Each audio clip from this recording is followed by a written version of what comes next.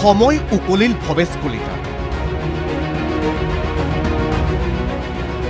সভাপতি হিচাপে ভৱেশ কলিতাই সম্পূৰ্ণ কৰিলে 3 বছৰীয়া কাৰ্যকাল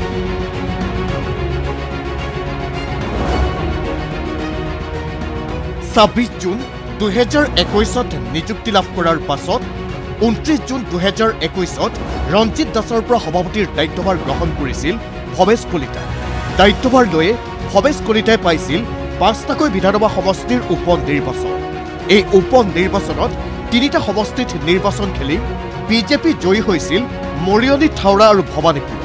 পৰৱৰ্তী সময়ত কাৰ্বি আংলং স্বায়ত্ত শাসিত পৰিষদৰ নিৰ্বাচন উত্তৰ কাছাৰ পাৰ্বত্য স্বায়ত্ত শাসিত পৰিষদৰ নিৰ্বাচন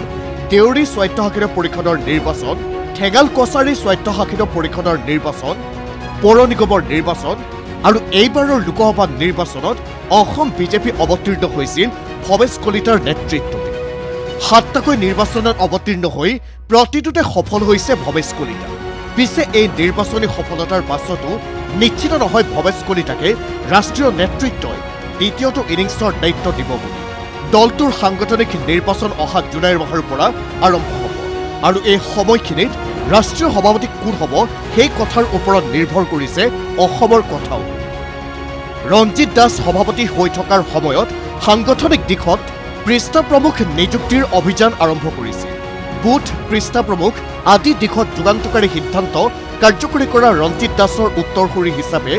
ভৱেশ কলিতাই সংগঠনৰ এই কামবোৰ আগুৱাই নি 7টা নিৰ্বাচনত সফল হোৱাৰ পাছতো ভৱেশ কলিতাৰ ওপৰতে 26ৰ দায়িত্ব ন্যস্ত হ'ব নে নাই তাৰ নাই গেৰাণ্টি উল্লেখ্য যে ভৱেশ কলিতা অসম বিজেপিৰ 19 সংখ্যক ৰাজ্যিক সভাপতি 1980 চনৰ পৰা একাধিক্ৰমে অসমত দলটোক নেতৃত্ব দি আহিছে 1980ৰ পৰা 1983 লৈ উমানাথ শৰ্মা 1983ৰ পৰা 1985 লৈ লক্ষেশ্বৰ গোহাঁই 1985ৰ পৰা 1987 লৈ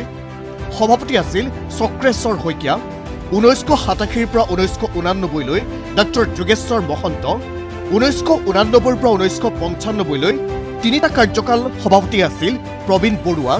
1995ৰ পৰা 1997 আৰু 2003ৰ পৰা 2006 লৈ ইন্দ্ৰমণি বৰা 2টা কাৰ্যকালৰ বাবে ৰাজ্যিক বিজেপিৰ সভাপতি আছিল 1997ৰ পৰা 1999 লৈ নাৰায়ণ চন্দ্ৰ বৰকটকী 1999ৰ পৰা 2003 লৈ ৰাজেন গোহাঁই 2006ৰ পৰা 2009 লৈ ৰমেন ডেকা 2009ৰ পৰা 2012 লৈ ৰঞ্জিত দত্ত 2012ৰ পৰা 2014 আৰু 2015ৰ পৰা 2016 চনলৈ সৰ্বানন্দ সোণোৱাল 2টা কাৰ্যকালৰ বাবে ৰাজ্যিক বিজেপিৰ সভাপতি আছিল 2014ৰ পৰা 2015 লৈ সিদ্ধাৰ্থ ভট্টাচাৰ্য 2016ৰ পৰা 2021 লৈ 2টা কাৰ্যকালৰ বাবে ৰঞ্জিত দাস আছিল ৰাজ্যিক বিজেপিৰ সভাপতি পিছে এইবাৰ এই তালিকাখনত নতুন নাম সন্নিবিষ্ট হ'ব নে একেই থাকিব হিয়া এতিয়া প্ৰশ্নবোধক ভিডিঅ' জাৰ্নেলিষ্ট দীপাংকৰ বৰাৰ সৈতে ৰাজু বৰুৱাৰ ৰিপৰ্ট ND24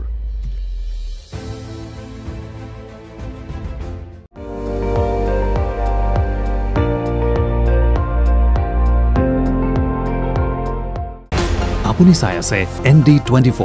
সৰ্বশ্ৰেষ্ঠ নহয় সৰ্বোত্তমৰ দৌৰ